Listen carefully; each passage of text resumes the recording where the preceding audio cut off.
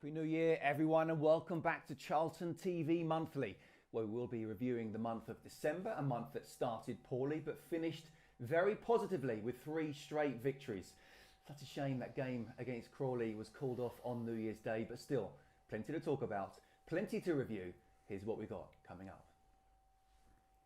We'll take a look back at every game from the last month, including that fantastic 5-0 win at Northampton Town. We'll take an in-depth look at Miles Leaburn, who has 6 contributions of goals in just 3 games. And we'll look back, or look ahead, should I say, at the month of January for the Addicts. Well, a very warm welcome to everybody around the world watching us. Delighted to say, joined as ever by Stevie Brownie, Kevin Lisbie, and the great man himself, Sir Alan Curbishley as well. It tickles him every time. It does. Every time. My missus calls you Stevie Brown. It's always a good start, isn't it? How are we, chaps? Anyway, are we okay? No coffee, Liz? You a little bit disappointed in that, to be fair. I was looking forward to... I don't normally have coffee at this time of the day, but for some reason I was looking forward to it. It's not here, no. So we're going to have to do without it. It's going to be iced coffee by the time the show finishes. Yeah, I don't want it. I don't want it anymore. Anyway, Merry Christmas, Happy New Year. Who wants to go first to what they got up to? Stevie Brownie. Come on, Stevie Brownie. Yeah, no, I had a great time. I had an absolute wonder. We had 10, 11 people around Christmas Day, and we had a lovely New Year's Eve. Went on to about 3 a.m. So I was half glad the game was called off, if I'm honest. So, yeah, overindulged as you do. Yeah. Nothing unusual then? No, tough month coming up because I can't eat a lot. Can't drink a lot. Yeah. Just as well as honestly, Scott, we had a lovely Christmas. Yeah. Did you do the cooking, by the way? Because you said you did the cooking. I contributed. Okay. Yeah, I contributed. I got to say, I tend to get on everyone's nerves. Well, it's hard to believe, but I do. I don't believe that. And I get shuffled out with jobs that are not in the kitchen. No. But I start with every good intention of helping you. Yeah. Okay. So on purpose do it bad, so you get kicked out of the kitchen. I did the roast potatoes actually on Christmas Eve because we celebrate Christmas Eve as well as Christmas Day with my wife being Colombian. So we do that. Any cooking for you? No. Washing up? No. What was that? We had Christmas dinner with my daughter. That's why I had to go first next. No. Stack the dishwasher? No. We had Christmas dinner around my daughter's, which was really good. And she then decided to do Boxing Day as well, so we had double. So Ginger had an easy Christmas. Did she? Yeah. Well, you've done all your hard work now anyway. You don't need to do anything for the rest of your, 800 weeks, is it? 800 weeks. Oh, he's got to be under. Is it 750 now? Is it? No, I lost a week. I've lost a week over Christmas. Liz, what about you? We had all my family come round to mine. My wife, my mum, my sister, and they all cook, and I sit down there and I sip. Mucking about with a telly. Do a Curbishley. I sit down there and I sip. To be fair, they don't want me nowhere near the food or anything that goes on in the kitchen, which I'm happy with. So yeah, it's a good Christmas. Okay, fair enough. And Curbs, we heard about Brownie sort of overindulging New Year's Eve. I was in trouble as well. Just as well. Well, you kind of foresaw the game was going to be called off. No, I didn't. I was prepared to go, but my body wasn't. So when it got called off, I was well happy. There's a difference between someone that has to earn still and someone that don't. We were talking before, actually, because obviously we're into different places, but we both finished at 3:30 in the morning, and you were saying you were struggling. I didn't get up till midday. Yeah, well, honestly, I haven't done that. Well, no, I'm normally up at 6, 7 o'clock in the morning with the kids on a school day, But anyway. But it was good, yeah? Yes, very good. That's really good. And to be fair, at least it was Crawley and not Blackpool. I did say that on air. I said, well, the positive of today is I've come 20 minutes, not up to, I wasn't Preston, say, in the FA Cup in a couple of weeks. Yeah, that would have been harsh. But it was, I've got to be honest with you, it was clear it was struggling. It was a poor decision to leave it that late. But back in our day, would it have been called off, or would it have been? It would have been, close either way. The ball just didn't, there was an area that ball just stopped dead, and they just couldn't clear it quick enough, and the forecast was more rain, so I was a bit harsh leaving the fans in there till 2:45, to be honest. It could have been done at 2:45. Yeah. Okay. I mean, it's a shame, isn't it, in a way, because our form has really picked up in the month of December. We'll come on to those games in just a bit. We had our largest home attendance since our game against Wrexham at the Valley on Sunday for the visit of Wycombe. Reading this weekend, of course, now. And Brownie, given the form that we're on at the moment, you know, we want as many people to go down as possible, don't they? Family and friends. Yeah, absolutely. I'd be surprised if we don't see a natural swelling crowds, because there is a turn in form for sure, and performances have been excellent. Results are great, and I think Reading will sell. I'd like to think they'll sell out the Jimmy Seed. You would have thought it's not far. Yeah. Christmas period, they're in the top 6, so we should get a cracking crowd and a great atmosphere. Yeah. That's what we want. If you haven't booked your ticket or got your ticket just yet, you can at booking.cafc.co.uk. It is the final game, as Brownie was saying, of the Christmas or festive period, however you want to call it. We can still call it that because the kids haven't got back to school yet. No. Yeah, I think this is the last one. Yeah. I think we can milk it no more after this one. Okay. Yeah, on to our month in review then, shall we? And obviously, because of our last show, we actually, even though it was this November, we had the FA Cup game against Walsall that we hadn't talked about. So let's talk about that now as well. And to be fair, Brownie, it was a really good performance, a fantastic result, and a sign of the fluidity that was to follow later on in December. Yeah, I think it was important. This was a potential banana skin. Walsall were in absolutely fine form, and I think they've actually stretched their lead since this. I think they're dominating League 2. They're like 10 points clear. So this was a big banana skin, potential banana skin, and that ball in there from Coventry, just begging to be headed in the back of the net, and he's met it well, mate, and it was a good start, and it settled the nerves a little bit, and we went on to, I wouldn't say we dominated. Walsall did have a period second half, but we certainly were the better side. Yeah, Curbs, I mean, as Brownie's just said, these type of places in the FA Cup, they're real banana skins, aren't they? Yeah, because the team's doing so well in the division below. Yeah, but obviously our priority is promotion, and you know, you look at some of these games, you know, no disrespect, but can Charlton win the FA Cup? No. So you know, you're looking at some of these games. Are they going to get in the way of the league games? So I think Nathan, you know, Preston away with the run we're having as well. I mean, if we pick up the next result against Reading, and then I think then it is the cup game. Yeah.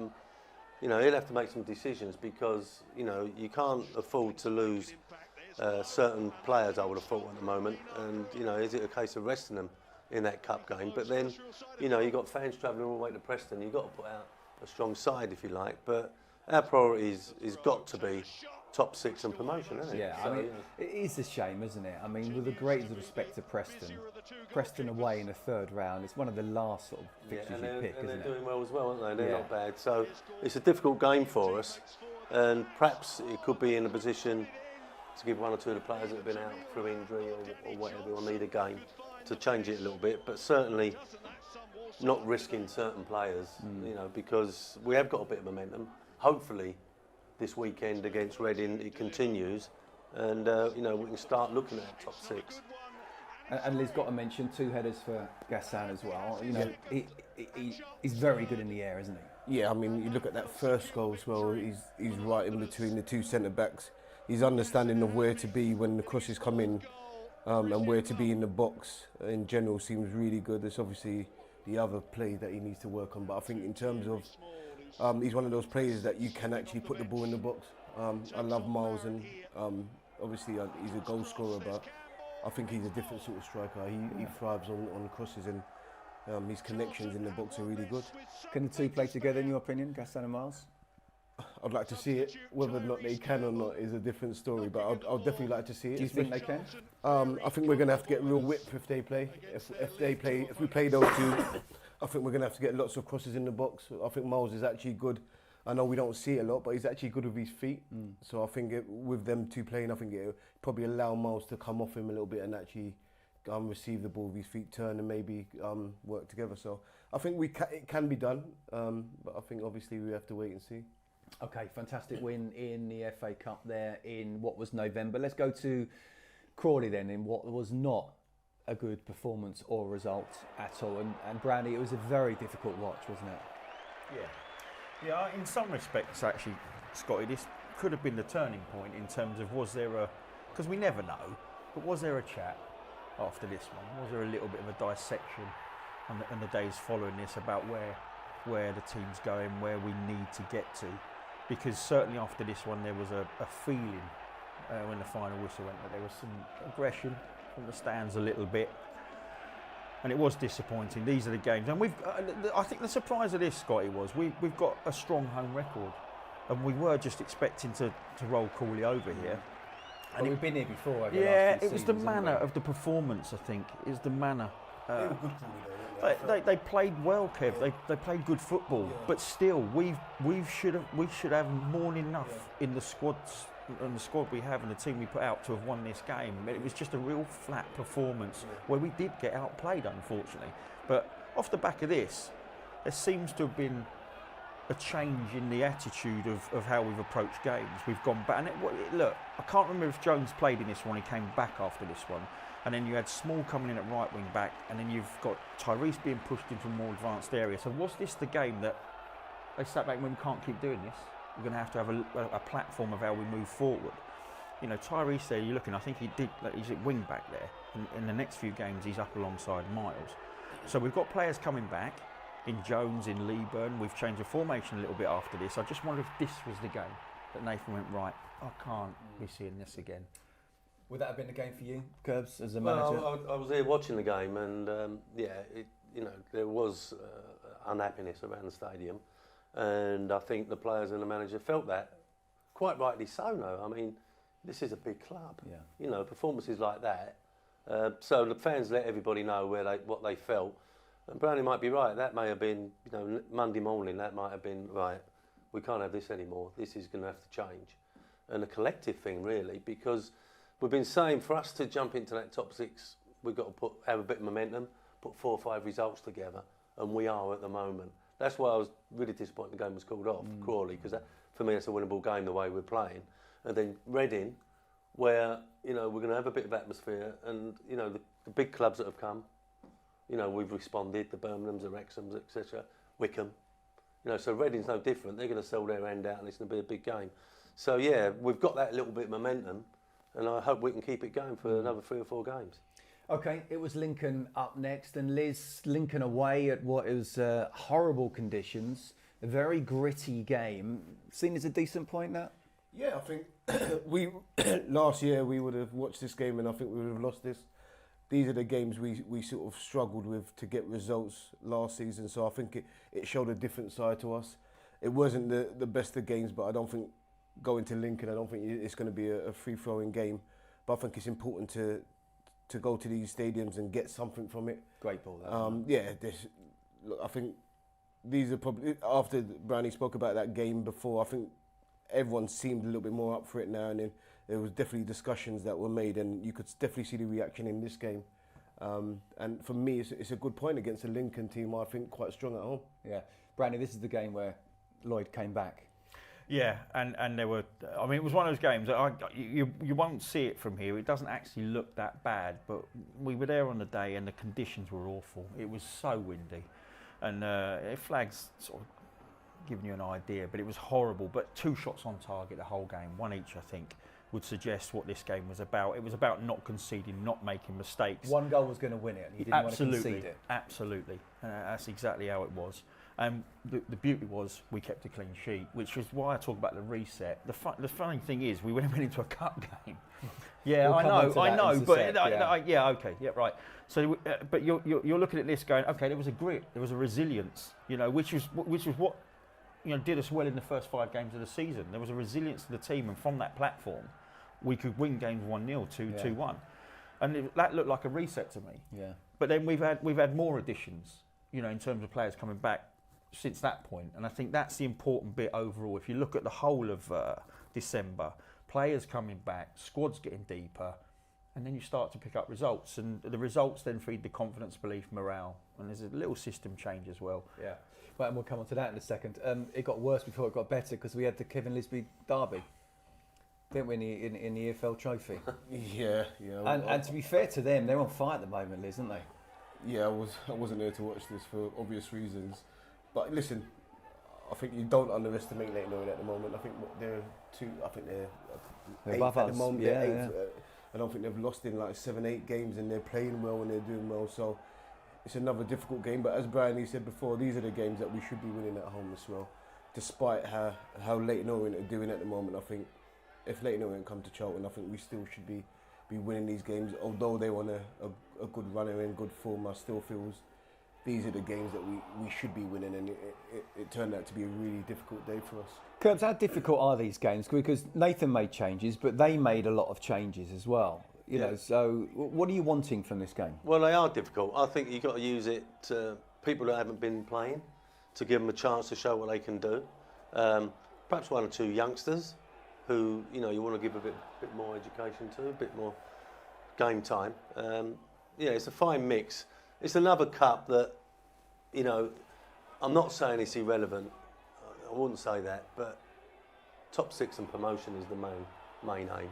So whatever side Nathan put out and Orient, you know, it's up to the managers. But you know, it's a disappointing result, and perhaps another game where Nathan has decided, well, one or two of you ain't good enough, and you're not going to be playing anymore. I've made my mind up now, and or some players have imposed themselves on him and have stayed in the side. And the late goals were immaterial. Yeah, they deserve to win, so it didn't matter when they come. Really, what I would say is, I was here on the night, commentated on it, and or summarised on it. That clearly shows to me, because we made a lot of changes. You know, so there was multiple changes in our back line. We played Dixon for the first time in a role within the side, and people have been asking for him to have a look at him. And I would say the players they were bringing back were first team regulars that had been out injured. We were giving players that were 18, 19 a chance in roles in the first time, and our changes impacted us more than impacted them. It is the truth of the matter, which would suggest they've got a slightly, you know, because of the players they brought back in, they had a stronger team on the day, even though it was multiple changes for both sides. But again, it was a little bit of an alarm bell ringer. You come away from that game going, you know, that was a bit of a pasting. But we reacted well again. If we move on to the next one, we can do. Back to 0-0 draws in the league as well. Right. This time it was absolutely clean sheet against Mansfield. So what did you make of this one then? Yeah, this is one I thought we were going to win, funny enough. Mansfield have been on a horrendous ride. It's one of those ones where, you know, when we're talking about us changing our mentality, they'd lost 5 on the trot. And they come to the Valley thinking, right, this one's one we don't lose. Not really interested in winning it. It felt like it anyway on the day, but we're not losing. So they had that mentality that we probably went into Lincoln with. And actually, it turns out it was a 0-0, which may have disappointed one or two. Like I said, I wasn't disappointed because there's an element of resilience about us again, which I think has given us the platform to go on and get the results we have after this. Yeah, it seems like Nathan, you know, is holding a lot on in terms of being strong defensively, which is fine. You know, it's always going to give you a chance of picking points up if you don't concede too many goals. The trick now is to spin it the other way a little bit and you know, make us a little bit more offensive and create more chances. And I think over the last couple of games, that's what's happened. In all fairness, the stability and the strength in the defensive work's still there, but we're making more chances and taking one or two of them. And you know, I think that he's changed it about a little bit, but I think everybody who's involved, when they come in, they know their job. Yeah. And, sorry, guys. Just saying about the 2 chances there. They were 2 very, very good chances that Miles had. They had 1 good chance on the day, and we had a couple. And if one team should have won, we should have edged in front with the opportunities it would create on the day. But it was a very tight game. It was very similar to up at Lincoln. But yeah, it was. I think it was just unfortunate we met them on a 5-game straight losses because they came and they were just determined not to concede. But we did have 1 or 2 very good chances. So 3 games without scoring, struggling going forward. We hit 5 in the next one. Yeah, I mean, that's what happens sometimes. But it's just interesting because when Miles was going through there, he sort of snatched at that chance in it and perhaps should have side-footed it and went for power. But you know, going to Northampton, they're just letting their manager go. I think that, you know, they're on the floor a little bit, and we took full advantage. Great to get an early goal, isn't it? Yeah, took full advantage. Yeah, there's an important bit to that, which Doherty on the edge of the box, which we haven't been ringing particularly well, anticipates, gets in front of his man, bullies his man out of the way, that allows him to get the shot away and the chance. But yeah, let me tell you, Northampton are in a bit of a pickle at the moment, but this here is one of the biggest changes, I think. Just previously we saw Tyrese feed Miles and his shot was fractionally wide. Miles feeding Tyrese. Tyrese's bit of pace up front is scaring teams. It's offering something that we haven't had, and he tends to not play alongside Miles, but wherever the weakest defender is, he'll drop into those areas. But again, you look at that, so it's a 70-yard ball into a box not dealt with. Two Northampton players going up together. Yeah, but it's still a wonderful touch and finish from Miles. But this is where I think this result come at a perfect time for us, confidence-wise, with the changes that will be made. You know, in terms of Tyrese and Miles started linking up a bit better. There's another example, I think, in one of the other games where they link up brilliantly. But yeah, it was a perfect result at a perfect time for this team. I was going to say, Liz, 5 goals, 4 scorers, 1 clean sheet, and a partridge in a pear tree. I mean, it does wonders for your confidence, doesn't it? This? Yeah, I mean, I was there for the last home game, and Tyrese looks like a different player now. And Brownie pointed out in one of the games he was almost like a wing back, and he's in our own box. I watched him the other day, and he looks like a different player now. And I think he's affecting the game. Even when he's not scoring, he's affecting the game. Defenders look scared, and he looked. I mean, he had a shot from about 30 yards the other day when he could have passed it. And I said, fair play to him. Shows confidence. Yeah, and it shows where he's at the moment. And I think him and Miles together, I think are perfect. I think Miles can come off, he can come off. They're not a 2, but they can play like a 2 as well. And that last clip there was our right-sided centre half. Breaking, 1-2, carried on his run. Bit like Tony Adams one back in the day. Yeah, against Everton. You know, Mitchell gets to the byline, cuts it back for Hilton, who come on a sub. That was his former club. So the whole day had something in it for everybody out there. And you come away from that and you're like, that's a great result. Exactly what we needed at that point. Perfect. So then Cambridge up next. It's important to get back-to-back victories against a side that's right down there as well. And that is what we did. And again, another early goal. This time Curbs after 36 seconds. Well, yeah. I mean, I think that Cambridge and the goalkeeper will look at this, but it was the perfect start, and you know, give the team the confidence to knock it about a bit, you know, and perhaps express themselves. You know, it's very difficult, I think, playing at the Valley when there's not a big crowd. You can, as your players, you can hear everything. You can hear the manager shouting at you. You can hear the crowd moaning or groaning. It's very, very difficult. That's why I think when we've had decent crowds here and the atmosphere's been louder, we've responded. The Birmingham, the Wrexhams, the Wycombes. And let's hope it happens on Saturday against Reading. It shows the 2 goals there are Tyrese and Leaburn, and the first goal is Leaburn just hooking it on. He knows he's got Tyrese with him, so he knows he can hook it into that space, and even if he doesn't get it, he can chase it down and on the front foot. So I think, and then obviously Leaburn gets the header. He doesn't normally get headers, but he gets the header. And he should do. Yeah, with being 6'6", you expect him to get a lot more, but obviously we got to look at the crosses that come in as well. So it's not necessarily just obviously him and his heading, but I think with those 2 up front, the understanding, they're both similar age groups. They're good friends as well. Yeah, off the pitch. That helps a lot as well, yeah. So I think if we can keep those 2 fit and keep them high up the pitch, we will get more chances and more goals.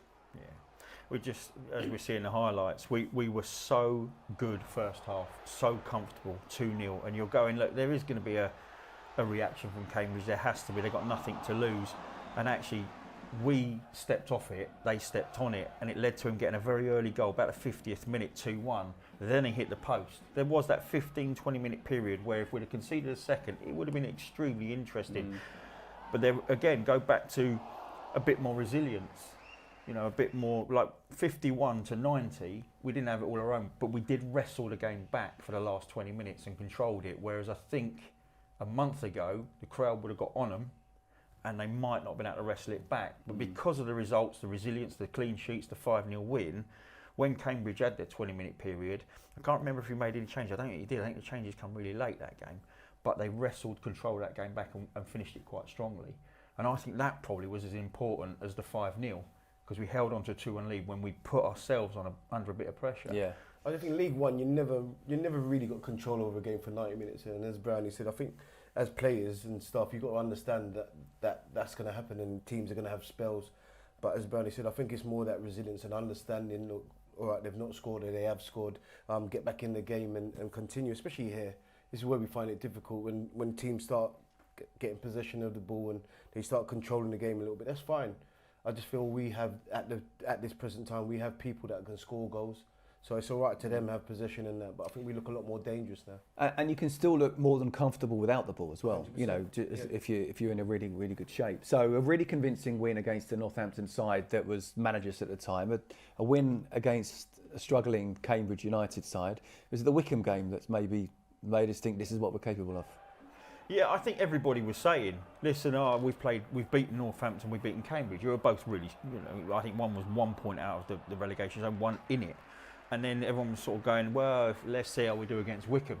And I've got to be honest with you, you'd have taken a point before this game, but they absolutely deserved all three. We were terrific.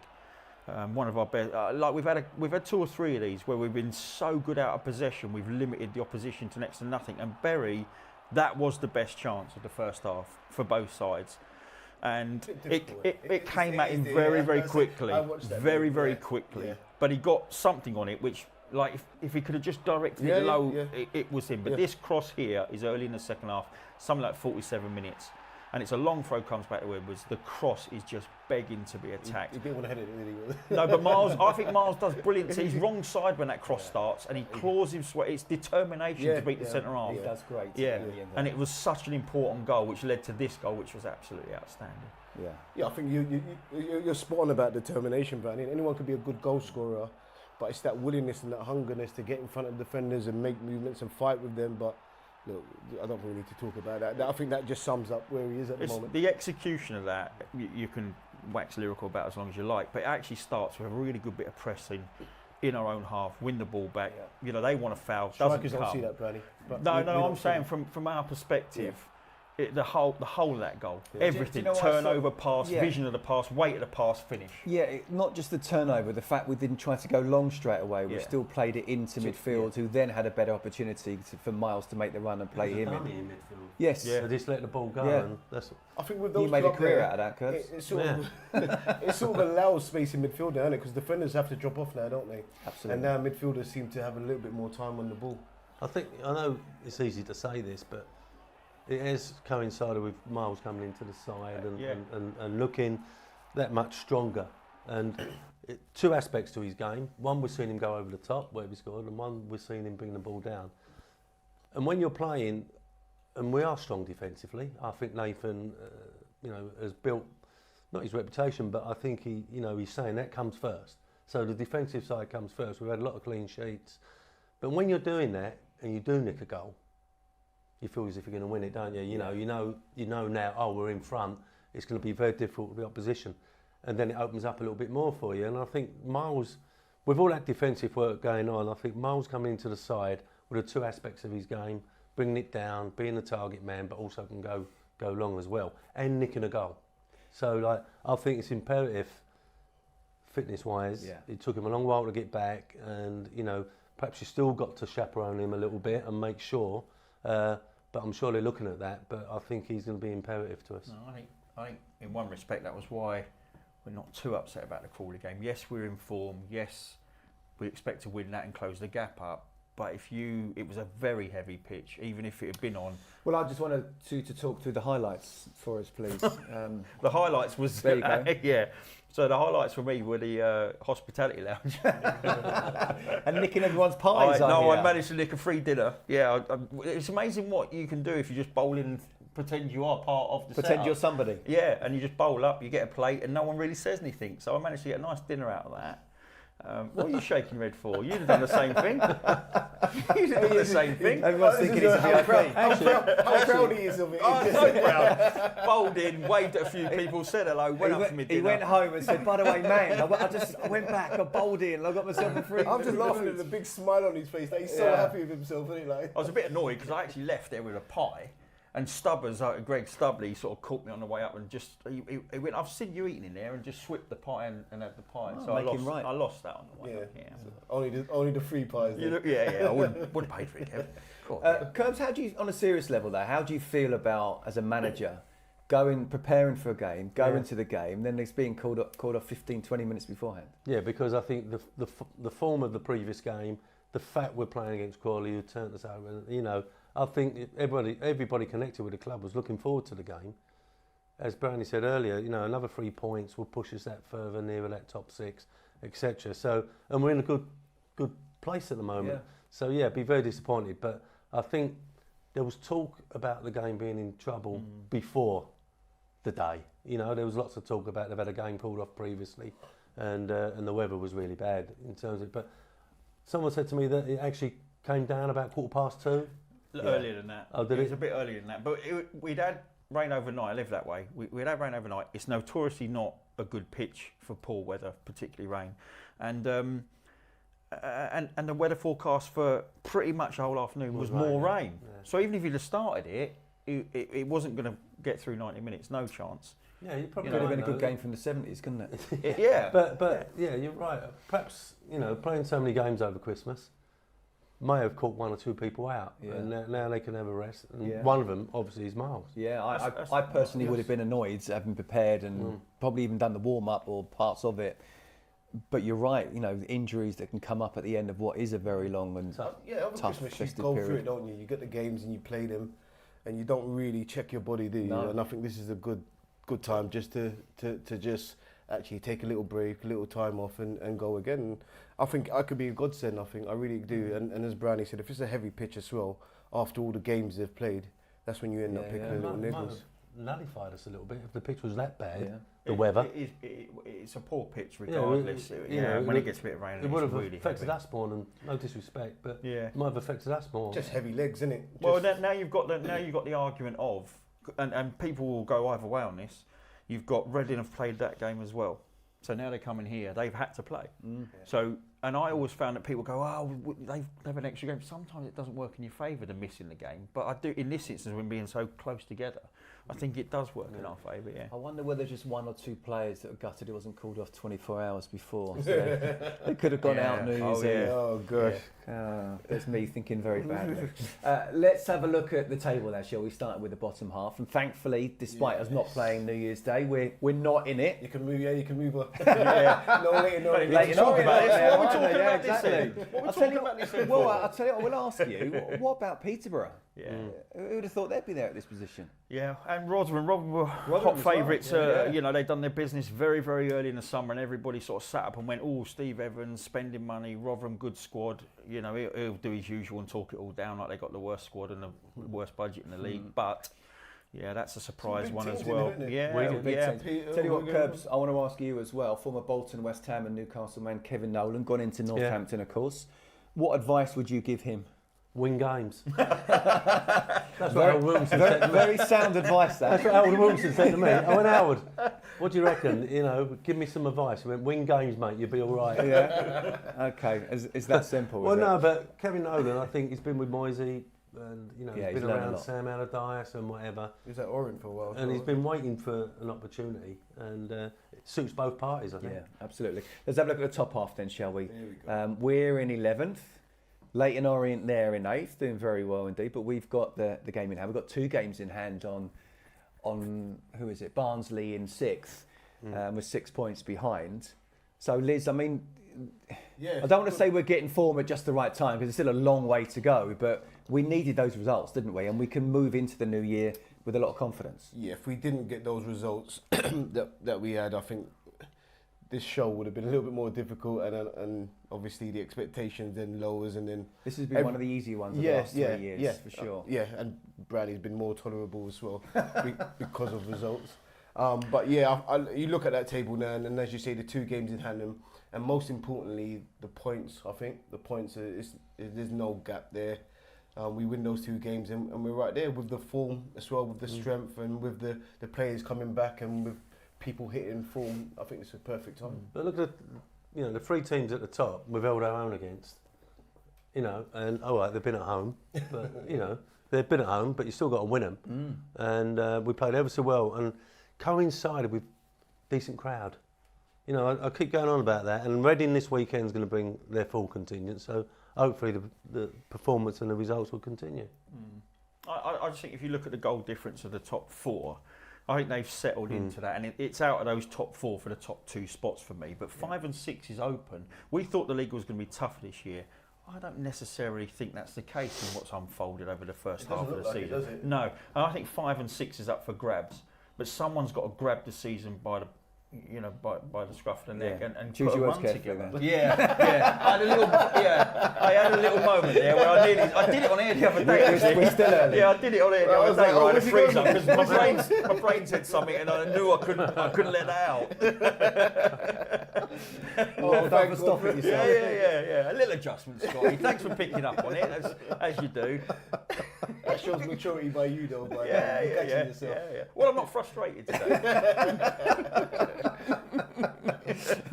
So should we have a look at the games coming up then in January? Obviously we've got that one postponed for New Year's Day. We'll have to wait and see when that will be. But there's Reading at home, Preston away in the Cup. There will be interesting team selection for that one. Rotherham away, Bolton away, Shrewsbury away. Shrewsbury at home, sorry. Otherwise I'm going on holiday. I'm going on holiday on the 24th. And there's Bristol Rovers as well. I mean, on paper the most difficult game is Reading, but there's a lot of away games there, isn't there? Yeah, it's that time of the season there as well, and it's getting over that January period and restarting and resetting and then going again. So look, in this league there's no easy games, especially for me. I found playing in this league after January, it's really difficult. I think you've got to have the right mindset, and lucky for us, we've got a lot of players in form at the moment. Because Preston, Rotherham, Bolton, all after each other and all away as well, and then and you've got Bolton on the Tuesday.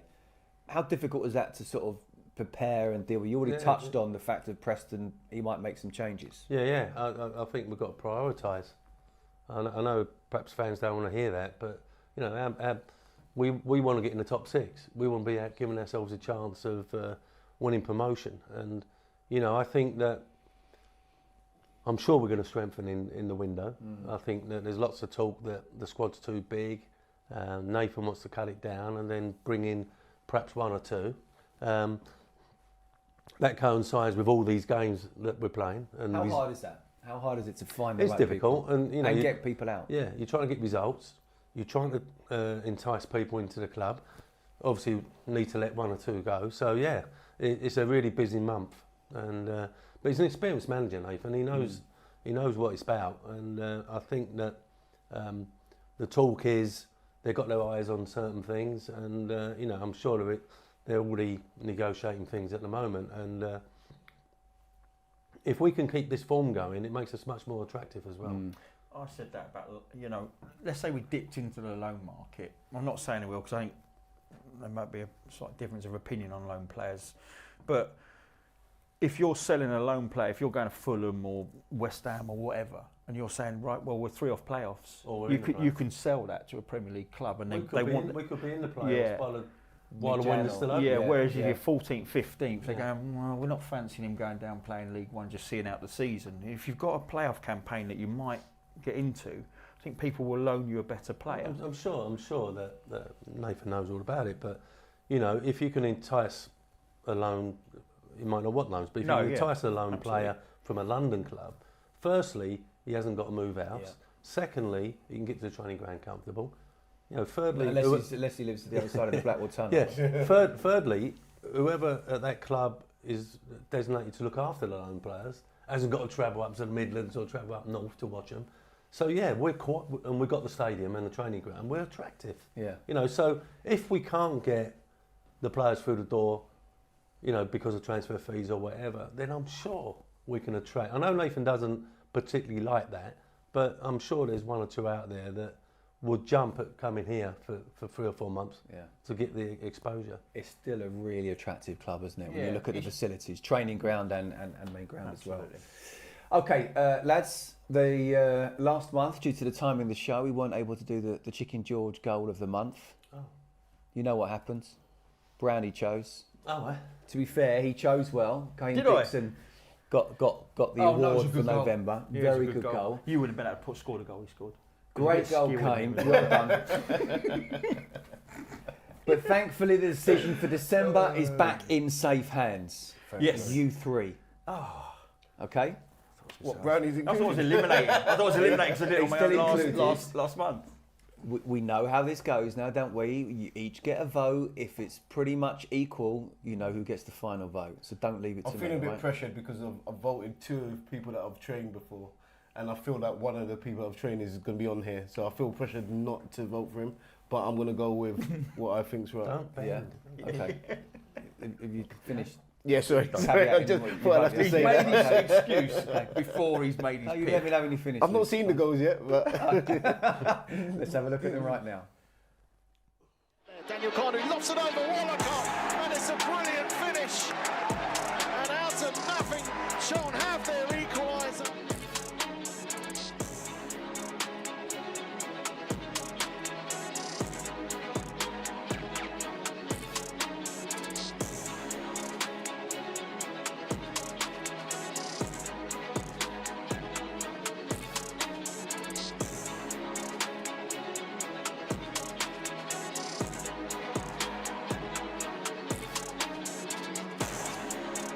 Towards Leaburn and Coventry forward towards Berry. He will stay in play and Berry will get there for Charlton. Takes a touch inside the penalty area. Berry back across looking for Campbell. Instead it's Doherty, and it's a brilliant finish from Charlton's captain who gets his second.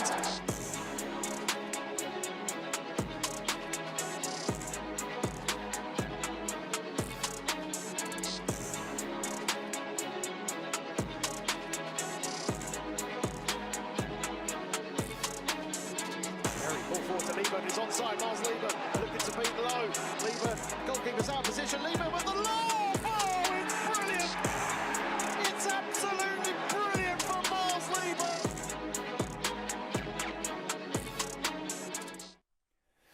Okay, some cracking goals there, aren't they? Difficult. Yeah, they Difficult. Got to make the decision though. Brown Dog, you go first. I'm going to go for Fuller with the left footer. I'm not Yeah. even sure that's his strong. I think it's his weaker foot, maybe. I don't know, but that's a hell of a finish.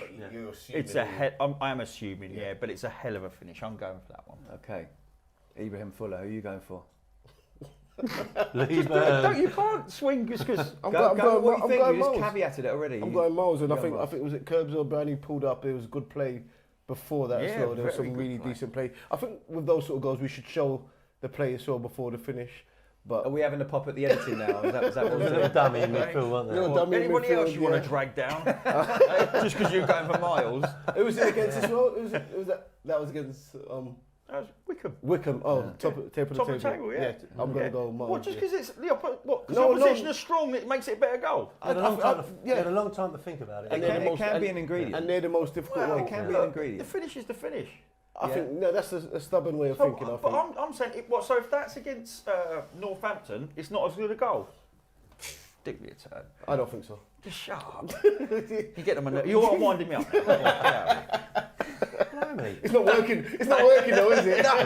This ex-players association. I'm gonna go Miles. They'll be scratching their eyes. Before one Brown. Okay, we've got Ibrahim, we've got Miles. Oh. Who have you gone for? Oh, I like Doherty's. I must say. that's a good goal. That's a good I finish. like Doherty's, and I like Miles. I'm going to go for Katie Barton. Is it Katie Barton? Kaylee. Yeah. I think the Kaylee's a very good control, one. Yeah. the turn, and the finish. That was Yeah. my second one. Yeah, It's on you. fam. Wow, it's on me. Do you know, I can't believe Kai Enslin hasn't got one from the halfway line. But it's a Very, great very, finish. Very. It's a great finish. He likes it. He likes It's a it. great finish. He can't do that because then we haven't got a decision. No, so he I've got, can't go I've that got by to default. go for one of By yours. default, he's got to pick one of our goals. Right? So it's Doherty, Leaburn, and Barton. He doesn't know what to do. No, it's a tough one. It's So a you've got tough to one. take Do your you know, time. do you know what? Do you know After what? fans. Do you know what? We're waiting for the coffees. Yeah, we've got a little bit longer. Should you move on? Yeah. I think Kaylee's goal was brilliant. The first touch was good, the way she moved her body in top corner. It is. But I do think Miles running at pace, finding the space in behind, and then dinking the keeper. So I'm going to give it to Doherty's Miles. bending it round top corner. Yeah, it was a good finish. Great It's a finish. great We finish. shouldn't. They're You all don't know great what to do finishes. now. No, I've gone for Miles. Okay. Miles. That's all right. So this is the one. So next time we'll make sure we get the full team move for you, Liz. But to do that on the run. Oh, yeah. Look, Brownie knows. He's just. Let trying me to tell. do- Right, listen. Technically, the Look at us up and down. the keeper's made it easy for him. Spoken like someone who's never been in that position before. He's trying to wind me If up. we, if we'd have kept straight faces there, we would have got it. 100% we would have got There was it. a big gasp. Man, I think I lost my breath. If you just left it, he would have definitely bit on that one. Okay, apologies. But Chicken George goal of the December of the month goes to Miles Leaburn. Congratulations, Miles. Okay, now 2025 is upon us as well. We asked Charlton Athletic women's team what their New Year's resolutions are. What is your New Year's resolution? Mine is to get better sleep and more volume. Mine is to be more focused on my uni work because I've not been very good with it this year. And I want to read some more books. Not more books, just books. My New Year's resolution is to live in the present, not the future. Quoted by CN3. Well, I was just going to say come back from my ACL injury. I think that's a pretty fair one. Get back running on the pitch, feeling strong, coming back from an ACL injury, I'd say. I don't have a New Year's resolution because if I want to make change, I'll make it. I like that. Mic drop. I do not forget stuff and to be less clumsy. I don't want all this. I've just left my stanley in there and my socks. My underwear's going to fall out next. Where's it going? What is your New Year's resolution?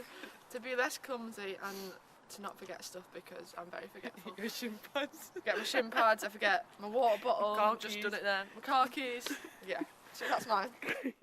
Don't forget your car keys. You definitely don't want to do that. So, I mean, some really good resolutions there, aren't there? Yeah. You're going to ask, aren't you? You better ask. Have you got any? Not really, if I'm honest. Not really. Be more tolerant, eh, Kev? With what? With what? With what? Everything. With anybody. Everything. That's gone out the whole world. away. The whole world. I like the answer of no, because anything I want to change, I change now. Yeah. It doesn't have to be starting of the year. Yeah. Do you ever smile on the face then? There's intolerance coming back. Sorry, there's brownies telling someone to have a smile on their face. No, it's only here that I get miserable. Not here, not here. Okay, should we move on? Yeah. Should we move on? Exciting few weeks for Cowan Hills, whose side have faced a trip to Chelsea in the Women's FA Cup on January the 12th. That would be a great challenge, Brownie, that wouldn't it? Playing against the very best. I don't know if it's at the Bridge or Kingsmeadow. No, I don't know.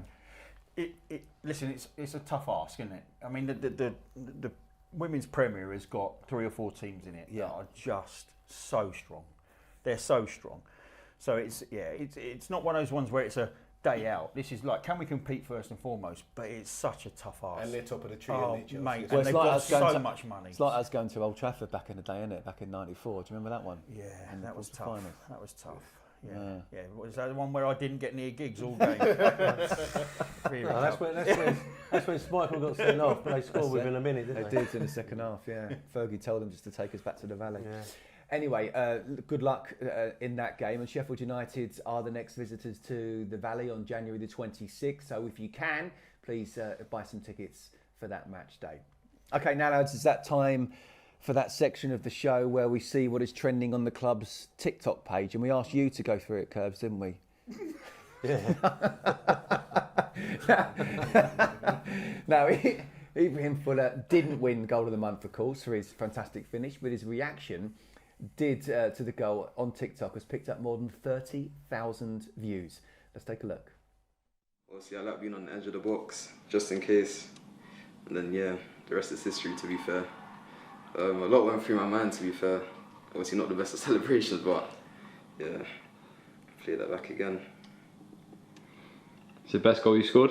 Yeah, 100% by far. Especially at the time I scored as well, obviously last minute, so very happy with the goal I scored. And I feel like as soon as it left my foot, I had the feeling it was going in. But yeah. And I asked you obviously off camera, but weak foot finish as well? I still don't know, honestly. Since young I've just been bare-footed, to be fair, so I actually still don't know what foot I am, but just a bit of bare-foot. And then the celebration as well. I was just too happy, I didn't even know what to do. Obviously the pitch was very dry, I didn't even take that into account, but it was a great goal, and obviously the rest of the lads were happy as well, so it made me happy as well. It's good goal. Brilliant goal, fantastic goal. First of all, love it that he doesn't know whether it's his strong foot or not. Love that one. Secondly, Ibrahim, you need to practice those knee slides. They look painful, didn't they? We're all rubbing our knees as we did it. Great goal and 30,000 views, and you were one of them, Curbs. Now, Brownie, I'm pretty sure you like this one. Alex Mitchell stars in the club's latest video through some physical defending against Wycombe Wanderers. Levels to it, you and I know. Tell them be humble. Sit down. Be humble. Sit down. Be humble. Sit down. Bit of your music as well, isn't it? I was just listening to Kev saying, so basic being a centre half, innit? You just got to stand up and push people. No skill involved at all. I'm listening to him. Yeah, but he's getting the credit for pushing someone into. Yeah, listen. You'd have loved that as well. That's right up your alley as well. We're in an era where, you know, what do we say about players at times? They're a bit too soft. They need to. And this guy comes in and he's an old schooly type centre half. He's got a bit of an attitude about him. He certainly doesn't want to be outpowered physically on the upper body, and he'll let people know. Yeah, I'd imagine he's a very good teammate to be around. But there was an incident Saturday, funny enough, where Miles got upended by the left back. The left back was trying to wind him up, and I just said on air, I'd love to see somebody else in the squad, because Miles can react. He has got that, and I wouldn't take that out of his game, but I'd love to see somebody else go and deal with the left back for him, and it would be someone like Alex Mitchell would go and deal with that. But yeah, he's certainly got, you know, what we would call an old style attitude towards defending. You like a bit of that, Curbs? He's only 23. He's got time to develop. Yeah. No, funny enough, you mentioned that about Miles, because it was over him, wasn't it? Yeah. So you couldn't quite see what went on. Yeah. Was it a verbal or? No, I think Miles caught him, but he made a massive meal of it. Then they had words, and I thought, and must have then said- Miles yeah, chased but him Miles down, went for didn't it, he? didn't he? Yeah. But he left him, and then he got him a minute later. Yeah, no. And he got booked for it. It must have been a verbal then. Yeah, but you're thinking, right, Miles, just stay away. And it would have been nice if someone else had taken control of that and pushed Miles to the side as a teammate. But he did get booked, I think. Who could we have had to do that? Well, we had multiples. George. Oh, good. Yeah, there was Yeah, multiples. Anyone? Yeah, there's multiples. Anyone who plays centre half? No, there was multiples in our squad. Yeah, I mean, Kins would have done someone, Jonesy would have done something. You know, centre halves. There was multiple. But it would you just take it away from Miles, because he can react, because he does like a physical battle. So defenders might know that then. Maybe, yeah. Well, look, we've spoken about Alex. Let's talk about Miles now as well, because 6 goal contributions in just 3 matches. And how close do you think he is to the player he was before his injury right now? I mean, I don't think we realise the extent of the injury. I mean, when he came off with a hamstring, everyone's going, oh, hamstring, 5 weeks, 6 weeks, whatever. But it was a lot worse than that, obviously. Ended up having to go to Lily Shaw, did he? And have specialist treatment in the end. And I just thought on Saturday when he was going through, to chip the keeper, as he was going through, it goes through your mind, doesn't it? Hamstrings. You know, when a player's had a hamstring, and I just thought, oh, and he's gone through and he's had the composure to slow himself down and chip the keeper. He just needs another couple of games and I think he'll be full on. The goals are coming, the assists are coming.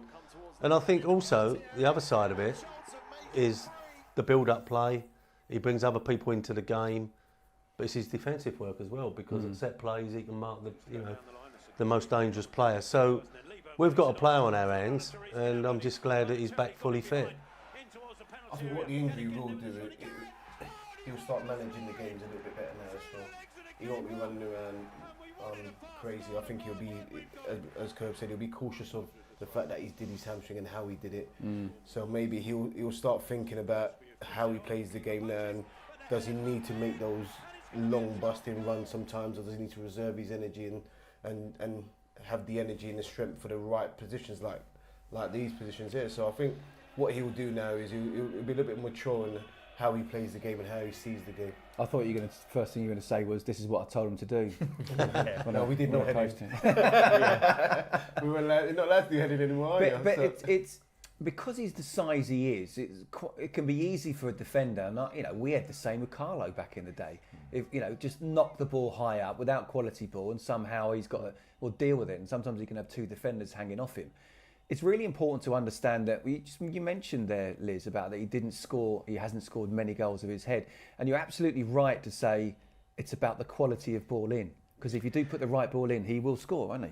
On those clips that we've just watched as we were all talking, there is an assist, there's a volley, there's a header, there's this chip, right? So he has got some serious assets, Miles. That's a given. Where, you know, and Tracy, I did upset Tracy because for the first month he was miles off. Yeah. He was miles off. Not a criticism of him, and this is what people get confused with. It's not a criticism. You're just stating how difficult it is to be out for as long as Miles has. He ripped 2 tendons, I think, off the bone. Yeah. Right? And you're asking him to come back in and then suddenly perform 7, 8 out of 10. It ain't happening. It takes 2 or 3 months before you click in physically, mentally to be match sharp. Right? You watch these clips and you go, he's got a little bit of everything here. There's a header, there's a hook around the defender, there's that run and the chip. He's coming back to the form that we saw early on, right?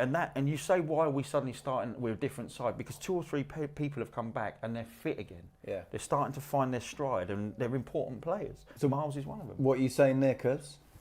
Your dad couldn't have done that.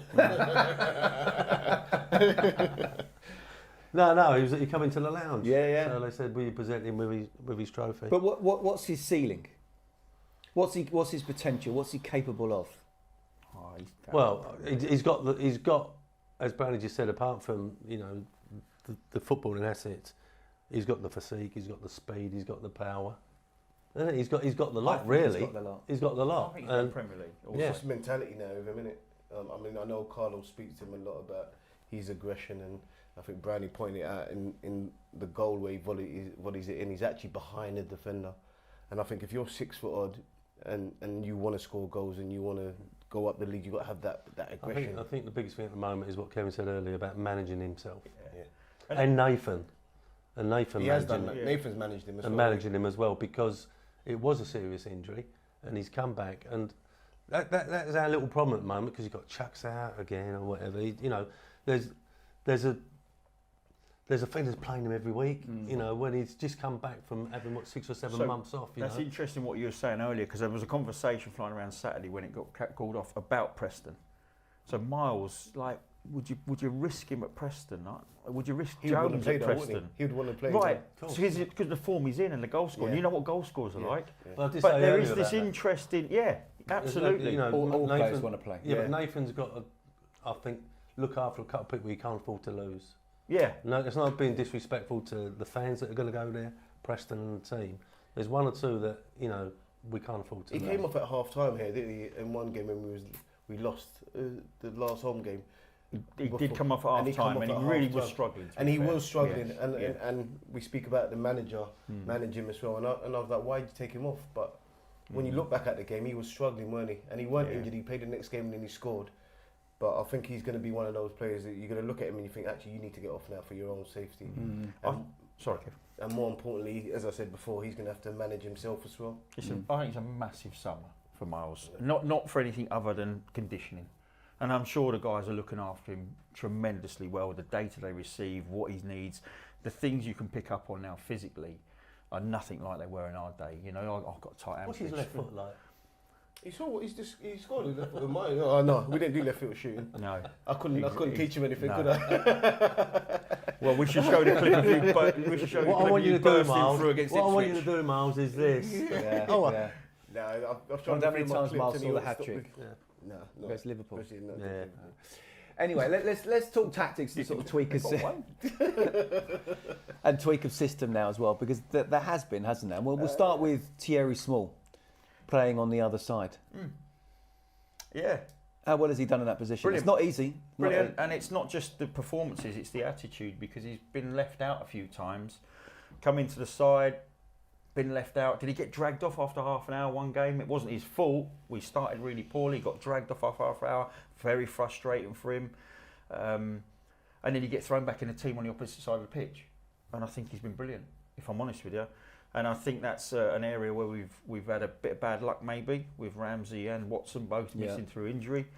But I wouldn't rush to strengthen that. If that's an area they're talking about strengthening, I wouldn't rush for that one whilst he's in that form. It depends how far away the 2 lads are, which we get no information on any injuries and when they're returning, so I've got no idea. But yeah, I think there's more important positions than that to shore up. But if he was to lose form, then that's the tricky bit. Yeah. Well, I think it's fair to say we've been lacking a 10, an attacking player in behind the strikers, and if they see Tyrese as the answer to that, then they won't strengthen there. you know, but I think that's an area we could. If you want to change systems and have a front three, you're definitely going to need a front left or a front right, whichever side you play Tyrese. You know, so there's things you could tinker with. You hear people say centre halves. I'm not sure you would strengthen centre halves, but Lloyd has got a history of picking up injuries. He's doing brilliant at the moment, and it's been a welcome return. But do you safeguard that? You know, so there's a few questions. You know, of what's, like Curb says, what's most important to Nathan? What does Nathan feel like he wants covered in this January transfer window? That's the most important thing. What does he want covered with that team?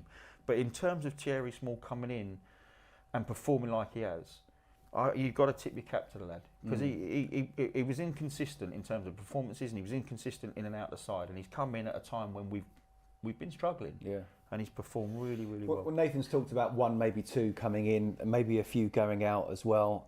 He doesn't want sort of loads. And he also talked about that he has to improve the players that are already here. But that's obviously, there's a squad on paper with a lot of talent, isn't it? How important is that, Curbs, to say, look, can't just keep on going in and out all the time. We've got to improve the players that are here. Yeah, and I think the interesting thing, what I read, was when he was talking about the players not playing need to feel they got a chance. Do you know what I mean? Where the squad is so big, there's so many players out there at the moment. There's one or two of them that know they're not even going to get on the bench, and you know, and then that can breed, you know, bad atmosphere around the training ground. So I think he's going to specialise. You know, perhaps two or three go out, and perhaps only one comes in, because I think he's got a tight knit group. They basically all know what they're doing. I think if we can just flip it a little bit and make us just a little bit more attacking wise, because defensively, obviously we've really tightened up, lots of clean sheets, which is, I think, one of Nathan's assets. But we've been struggling to score goals and create goals, so that little bit of a difference, that may be. But the midfield three, as far as I'm concerned, it's been Coventry, Berry and Doherty. You know, you like that three? They look quite comfortable. Yeah. All three of them can play. They can all dig in. They all do their defensive work. They can all get up and down the pitch. So that's a nice three at the moment. But we're not getting too many goals from other areas, are we? Set plays or whatever. So, you know, every department needs to contribute. But I can't remember a set play for a long while. We've been better this year, I think. I think we have. We have struggled notoriously over the last 4 or 5 years on set pieces. I think we have improved, I would say. I don't know the exact stats, Curbs, but I think it's an interesting point on the midfield three, though, because you've got Terry Taylor sat there, and there comes a point where you listen to Nathan saying trim the squad, and I think that's probably quite important. We've all been in dress rooms where you look at lads and they're not involved and they look lost. And, you know, I think it's important you get some glum faces out, particularly if we're on a bit of an upward curve. 1 or 2 fresh faces in gives everyone a lift as well. But the Berry one for me is like, we know he can score, we know he's got quality, but what if you don't bring in an attacking midfielder and Berry goes down? That is an area we struggle in, for me. So it's great while Berry's playing, while he's fit, while he's in good form, but once that comes out, there isn't. You're now manufacturing someone to play in that attacking midfield role. He is kind of the only natural one, really, for me, anyway. So that's an area that would need looking at, but. You're relying even more then of Tyrese and Miles, and Tyrese in particular is an interesting one, isn't he, about where he's playing at the moment? Yeah, I mean, everyone's speaking about positions. You're talking about right back, left backs, but you have to look at this. You have to look at the front two as well, only because of what history tells you that. I don't want to say it, but if we do get an injury to one of those two, the way they play, can someone come in and do the same job they're doing?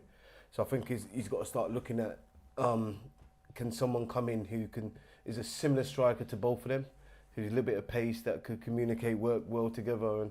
And me personally, I think he'll be looking at another frontman. With Miles, you just never know with Miles as well, and I think it's important that we give him that resting time as well. And I know he would want to play every single game, but I think if you can get someone in who may be similar to him, who can cover him and give him that rest so he can be fresh for the ending of the season, I think it's quite important as well.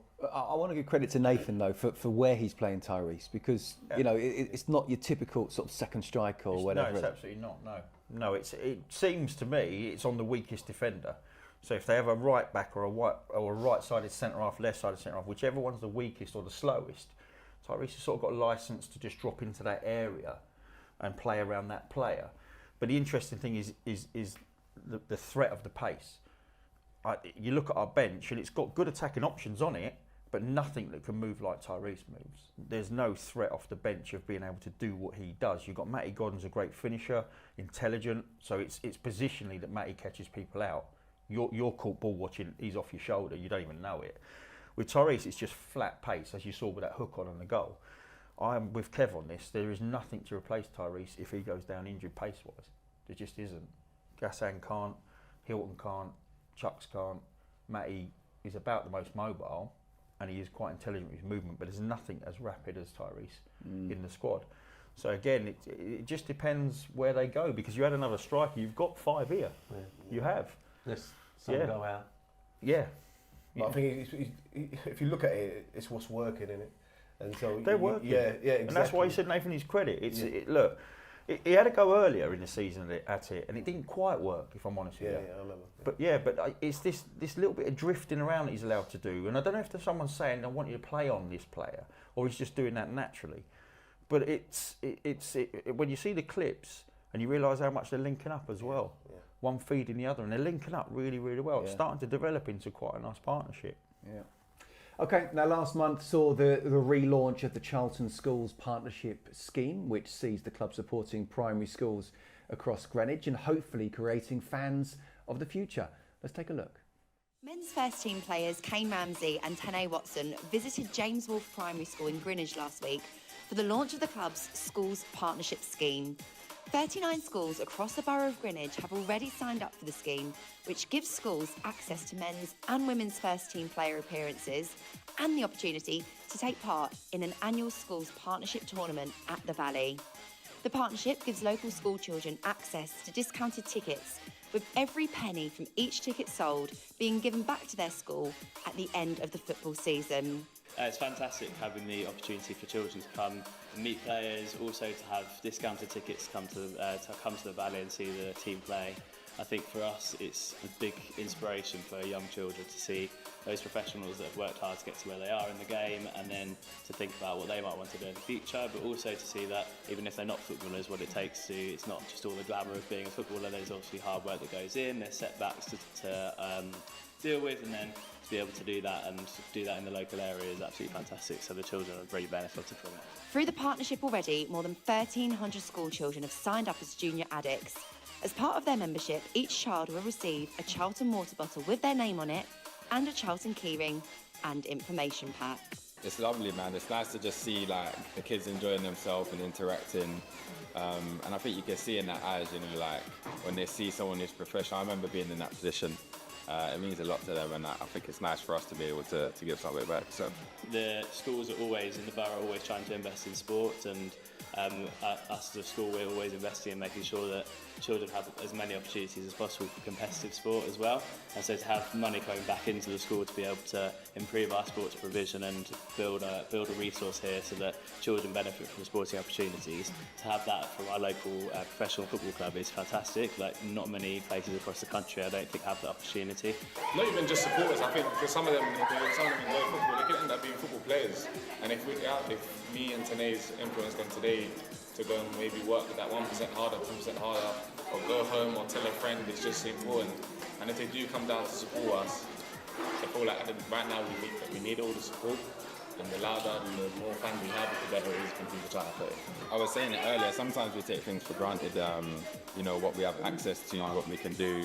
And I think these kids just like remind, even, you know, us as players, like, we're so blessed to be in this position. So yeah, got on the show for them and everyone that comes down, so yeah. Great to see us going back into schools. It is quite simply what we do, and I think we're one of the very best in the country at doing just that. Okay, now time to dip back into the archives for a New Year's Day special memory lane. You ready for it? We've talked enough about that 1-0 win against Arsenal quite a few times on Charlton TV. So do you know what we're going to do? We're going to go for a different New Year's Day game. One that our very own Kevin Lisbie was playing in. January 2002. Charlton 3, Ipswich 2. But Curbs, this first goal, Horidison knocks down for Marcus Bent. Who needs a scouting team when your future players are impressing you at the Valley, eh? Well, About 4 players in there too. who's out jump Fishy and Yeah, I'd have cleared that. they've shown it enough I'd times. have tucked round. Did you just I'd shot have from cleared that. Ipswich? Yeah, I'd have Did you? cleared that. You got all your players from Ipswich? Well, 50 miles away. Oh, it's cold, Look look. at the pitch. Yeah. Didn't cost $1 million though, did it? Hold up. Who's that? Dino. Yeah. So that's Marcus. Made it Ben easy for putting- him, didn't it? He's absolutely got to move off the back of this. Yeah, 2-0 up within 5 Georgie minutes. Costa. Brownie, Georgie Costa. talk to us about defending. Ah, it's George. He's still on the plane. Bless his heart. What's the keeper doing? Yeah. He's actually told the keeper to stay as well, isn't it? What's the keeper doing? I don't suppose you can remember that moment, Curbs, can you? No, not really. Keeper's I was made blaming it. Mervyn. Yeah. No, I think New Year's Day. It's fair to say I was probably overindulged and was sub again. So Not you. So I'm Bernie. quite pleased. I probably came on now though. Probably was impact. Probably came on at this point. I reckon there was a tackle that led to that throw in. Yeah, what's He looks Well at me done. again, didn't he? Good run, Hey? Smiling away. 2 down. Yeah, so Liz, when we were 2 down, were you fearing the worst? No, not with this team. Not with this team. No, that's a good point. Actually, Not with this team. No, we would come back from, especially against Ipswich. Yeah, we didn't like so him. much character. Didn't in like this him team. that much. No, we had a bit of a thing with Yeah, Ipswich, didn't we? yeah. In that late 90s, early 2000s period. So much character in this team. Look at Merv there trying to get on the pitch. We spoke about, Brownie spoke about having real leaders in the team, and there's about 4 or 5 in this team, and then this. Look how young Scotty looks. Yeah. He was a bit Scotty. Beckham-esque with Was that his his haircut choices, wasn't he? He did go for something a bit different, Scotty, to be fair to him. Yeah, I feel I a got bit flick on mocked, him, didn't he, at one point? Did I get a flick on him, Brownie? I'm not No, sure. I don't think so, Yeah, I mate. think No, that's me, no, that's That's fishy. an assist. It's fishy. Could we You didn't rewind get that? anywhere near that. Would that have been just- given with goal line technology nowadays? Let's have a little Let's have a look. little shall look. we? Have a little look. Yes, way over. Way over. We've got a 2-1 here. It's definitely fishy. Are you claiming? It's an What? assist. It's an That's assist. absolutely fishy. All day long. That's over. I'm not sure that's over. That was over. It's not given anyway, so it's immaterial. There we go. That's another assist from me then. You please don't tell me you scored a winner. Oh, No. Look at that. Oh, offside. Oh, dodgy. Costa. I'm surprised he's wearing gloves. so am big I. ones as well, isn't he? So am I. You wouldn't have told him no, to be fair. There you go. He doesn't look like Give he's it away enjoying again, himself. Liz. Hey, put him on the attack, Liz. Well done. I think we scored a winner from this. Oh, that's got to be. Oh no, didn't go anywhere. Oh, Good touch, that. tell you what, the fans are getting their money worth, aren't they? Yeah, it's a good. Always did, Yeah. didn't he, Brownie? Always did. That's a good little touch. Making amends for his little run earlier. Are you going to pull Dino up on that? No, this is a great touch. Look at that. No, I mean the goal. The goal? No, he'll The tell you he second goal. made 374 Brilliant saves and saves. only 3 mistakes. Yeah. So.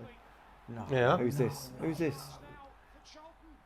Ah, come Oh, on. great save. Got to finish that. Great save. And was tight. Your left foot for standing on. Outside of the right foot. It's a shirt's weighing. The shirt's weighing me down. It's Brownie's shirt, isn't it? How have you run round He that? thinks You've he's run Romario, round doesn't it. he? Yeah. When you're quick, you can do those things. Blimey. Looks a good game, doesn't it? For those of you watching, viewers, this is the first time we've seen this, by the way. So this is, I have no recollection of this game whatsoever. Do you know? Laos? Nope. None. No idea. This is when we started opening them up. Young, so look at Curbs Young. and Liz are relying on you. No, I ain't got a clue. I was in the motion. There we go. It's good Yuli. football. Yeah, Yuli lay off, get in the box. Little thing. Oh, come on. Ah, Liz. You got to score that, surely. Great assist. Then we talked about desire earlier. That is desire to get in front of. I'm what am I 5'10"? Brownie? You don't want to say? Well, I'm going to wait for the replay. All good summarisers wait for the replay. That's Yeah, I mean you've had it straight at him. You're lucky. Yeah, you've but got I've got- you're yeah, but lucky he hasn't held that. Look at that desire. That's just desire, though, isn't it? Yeah, I'm not. going to put you down on that. Are you not? I'm trying to, but He's played a part in it, to be fair, and he's played a part. Yeah, he's got That doesn't go down an assist. That doesn't go down. No, honestly, it doesn't. I'll take it. It's ridiculous. I saw that the other day. Curbs, though, one to enjoy when you look back at these? To be fair, I can remember most games. I can't remember this one at all. Really? No. So that has to be you. That has to be Liz. You were out till 4 in the morning as well, were you, Curbs? Sorry? You were out till 4 in the morning that night as well, were you? How have you started? New Year's Eve. Yeah, there's some players there. Good memories, though. Good comeback. Yeah. 2 down, I couldn't remember. Beaten 2 down. In 5 minutes. We always used to do it, so don't we? Yeah. The only time we really let them win, and we were on the party bus. We'd already won the league. And they came to town and beat us, but we didn't care. No one cared. They had to give us the old guard of honour, which was nice. That was a nice touch, wasn't it? Yeah. And then they got in the playoffs and come up, didn't they? Yeah. I should remind Matty Holland about that. Thanks for giving us a guard of honour, Matty. Nice touch. It hurt him, didn't it? Yeah, it did hurt him, yeah. Okay, now it's time for an exclusive interview with a big name. We're talking about the Ex-Players Association. Big name. Any ideas who that could be?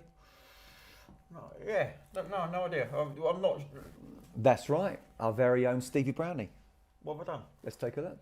Well, Brownie, halfway through the first season of the Ex-Players Association being launched, how have you found it so far and how much have you enjoyed it? Roller coaster, up and down. It's been tough. You know, the initial launch was really tough trying to get hold of all the players. But there's been some great parts as well, you know, in terms of we've got a super event coming up in March. And then beyond that, hopefully there's a match. But, you know, that's debatable at this moment in time. But there will definitely be a game. It's just where we slot the game in. And that event in March has already started selling really, really well. It's an exciting prospect of having those former legends return to the club. For those who are unaware of the event, can you just explain a little bit about it and what's the next steps?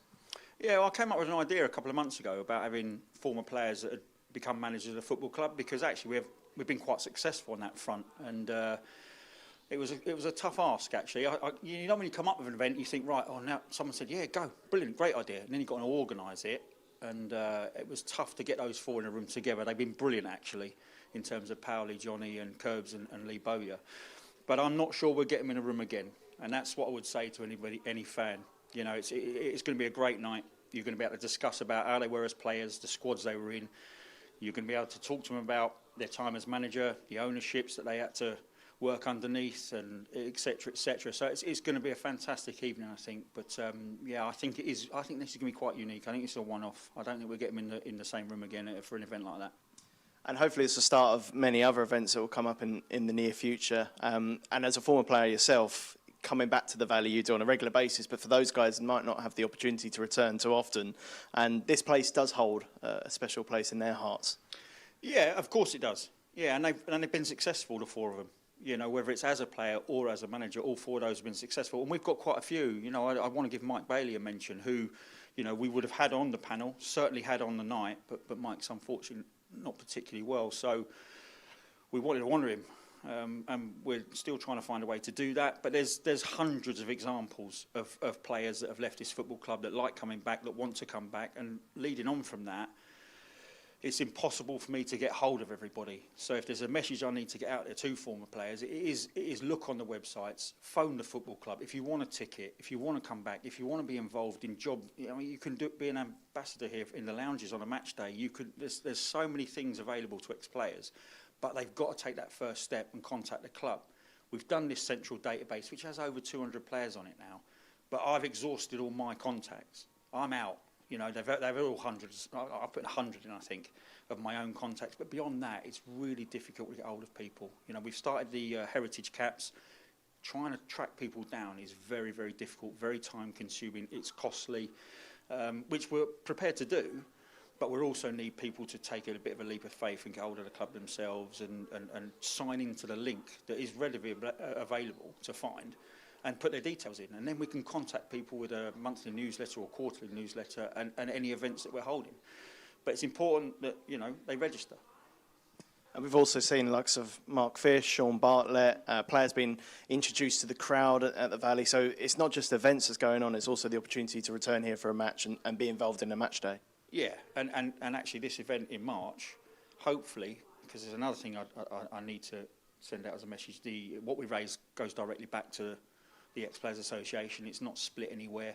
And there's a couple of reasons we're doing this. One is to raise funds to bring players back. We'd love to be able to bring Klaus Jensen back, Jonathan Johansson, Martin Pringle, Matthias Svensson, Romadal.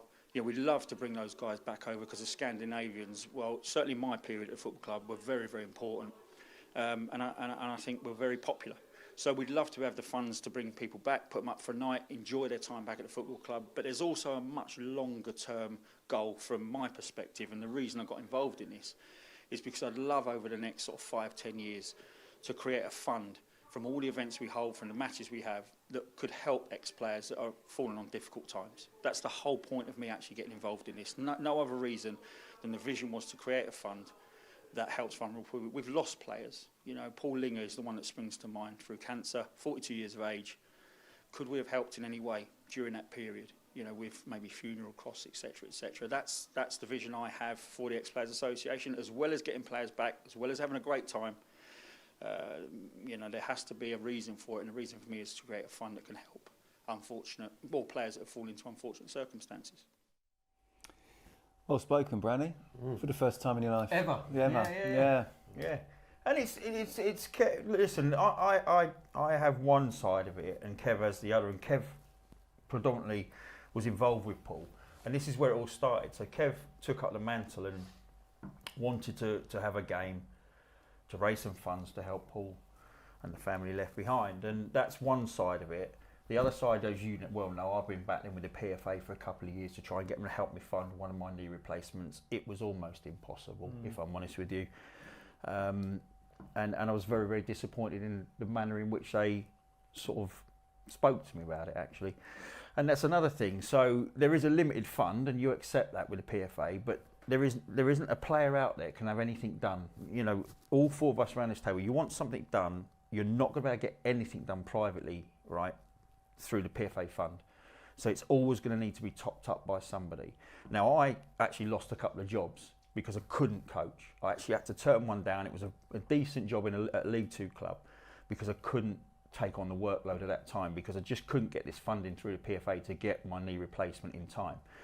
So I had to turn that down, and that's another reason why you start going, right, there's going to be lots and lots of players, because despite what people think, hardly any of us can retire at the end of your career. For some reason, there's a misconception that everybody's a millionaire. And actually, the majority of people that sort of are here aren't millionaires. They go off and they work. And then you get 20 years down the line, your body's falling apart. And it was a wake-up call for me. Went to the PFA, literally couldn't do anything to help, didn't really want to help, didn't extend themselves. So you're sitting there, and that was my, motivation. Then Kev had his motivation with the Paul Linger and raising funds, and between us, you approach the club, I approach the club, and they put two and two together, and that's why we're sort of doing what we're doing. But there is a short-term sort of vision and a long-term vision. The long-term is a fund that we can, and we're not saying we're going to help someone with £50,000. We're talking about little small sums that can make a big difference. And Curbs, you told a story once about, it wasn't a Charlton player, right? But you told a story about a player that had dementia, and the wife just wanted 2 days for Christmas to go be with her family and take care of that player for 2 days. Respite, right? And again, PFA said no. Now, if we have a player like that in their 70s, 80s, at some point, can we just do that? That's the whole point of what we're trying to achieve. And there's many, many different reasons as we all get older, why we might be able to help. But that's the vision of it. Whether we can pull it off or not, who knows? You talked about the event coming up. It's a one-off. It might not be a one-off if it goes really well, but let's see. And if you want to come down, it's a really good one with Lee Bowyer, Johnny Jackson and Chrissy Powell. The first 200 tickets for that event have sold out, but more will be going on sale on Friday morning. So make sure you get in quick, please, to get your ticket. I will be there if I possibly can. Can't 100% guarantee it at the moment, but I certainly will if I can. And Liz, how much are you looking forward to that night? Yeah, and as Brownie said, will we ever get these characters back in the same room? Probably not. Hopefully we can, but I think we just enjoy it as it is at the moment. I know Brownie's put a lot of work into making sure, and you're working with people that are all over the world at the moment, so to try and get them all back into one room back at the Valley is difficult enough. So yeah, we're looking forward to it. I'm going to stop you there. If you want to come, it's 25 quid, mate. What's that? You weren't on the list. No. All the I know someone. He might not be as good as friend as you think by default. Yeah. Scott's running it. I know. I organised it. I know someone who's taught me how to ticket. We live in the same area. Yeah, exactly. I come with Curbs. He's +1. Yeah, it should be. I got a badge now. That's all. Have you? You got a pass? I got a pass. 4 years. 4 years to get yourself a pass. Is it a picture of him 4 years ago and it's completely changed now? Yeah, they got a picture of me, but he's got my eyes are rubbed out, so I think it's me. It should be a really, really good event, actually, shouldn't it, with you four up there. As part of the Ex-Players Association, Charlton legend Keith Peacock was presented with a legacy cap by you and Curbs and the former Charlton executive Peter Varney. Let's take a look at that one.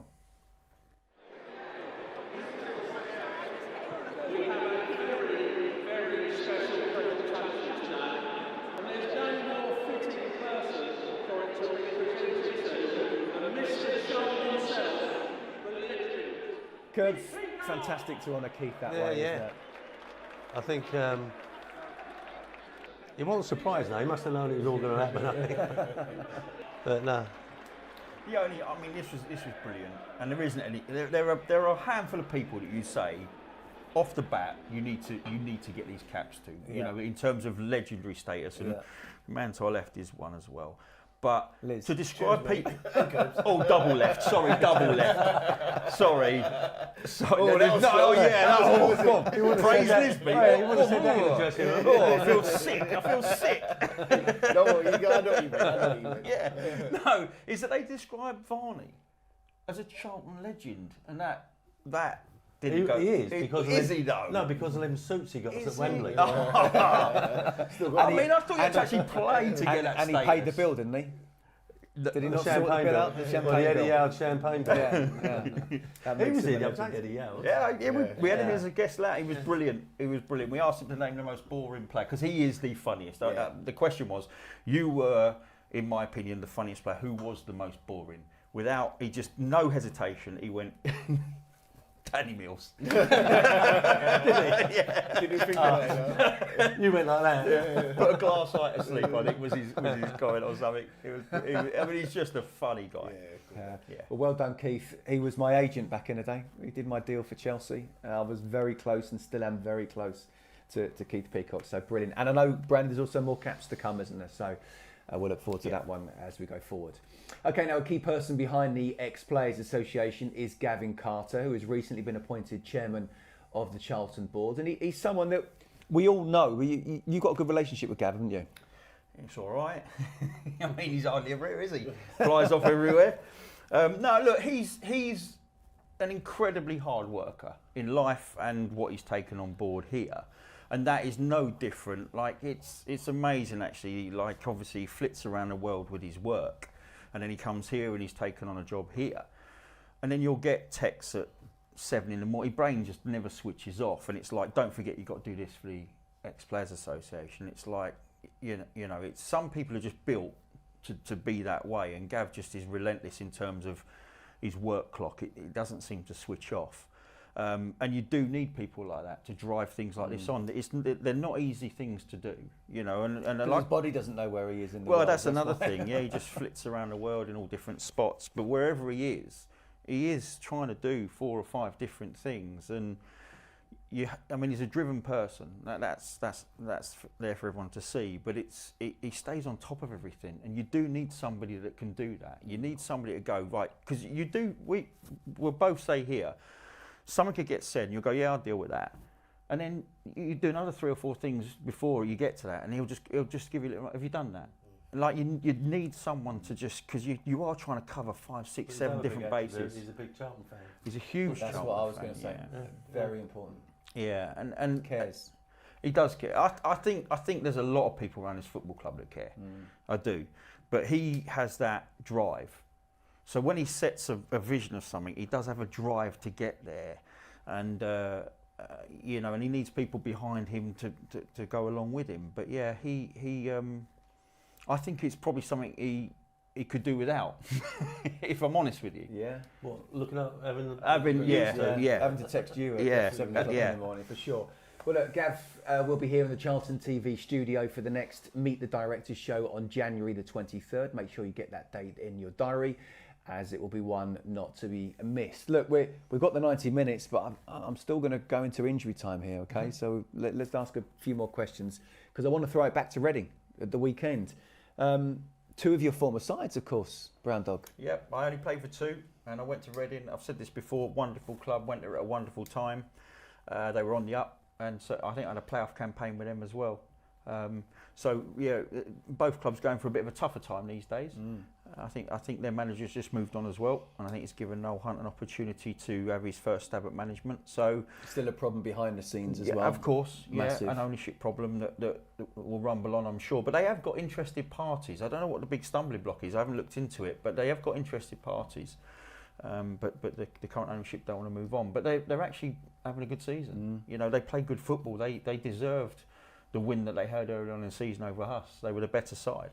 And, you know, Sellers had them playing some very, very good football. We'll see if Noel Hunt can take that on. How big a game is Saturday for you, Liz? Yeah, just in the contents of what we've done recently, I think it's important to keep winning, especially if you look at the table. I think you lose two games and all of a sudden you're looking at the bottom half of the table rather than the top half. And I think for confidence as well, I think so many players seem to be in good moments at the moment. I think if we keep on winning, they'll stay in those moments. If we lose, then especially with our home fans, it can turn quite quickly. So I think it's quite important just to keep people in the good moments, that we actually win this game and have a good performance. Final one to you, Curbs. It's all very well been having two games in hand, but you kind of got to win them. So we've got to try and keep on that positive momentum, as Liz has been saying. Yeah. And you've also touched on many times, and you'll continue to as well, when there's a great atmosphere, when the fans come along and get behind the lads, you know, we seem to perform well, don't we? Yeah, absolutely. And Reading will bring their contingent. You know, they're well supported. So it should be a good atmosphere here. And we have responded.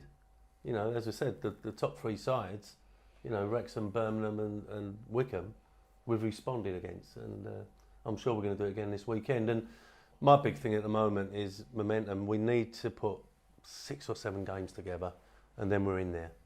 And then that's it then. You're looking at the run-in, you know, you start getting a bit interesting. Yeah, and the momentum continues as you get to the business end of the season, or as someone you know very well, the squeaky bum time. That brings about an end to this month's show. I have to say, 90 minutes plus 3 have absolutely flown very long. That's what Brownie went on again. Yeah, on and on and on. Oh, no. You only asked him one question. Listen, in today's game, it could be 10 minutes extra, isn't it? So we're only 3. So listen, difficult start to December, really positive end, and we hope that January continues to be that positive as well. We'll be back next month, and in the meantime, let's hope the Addicts can keep on winning. Bye for now.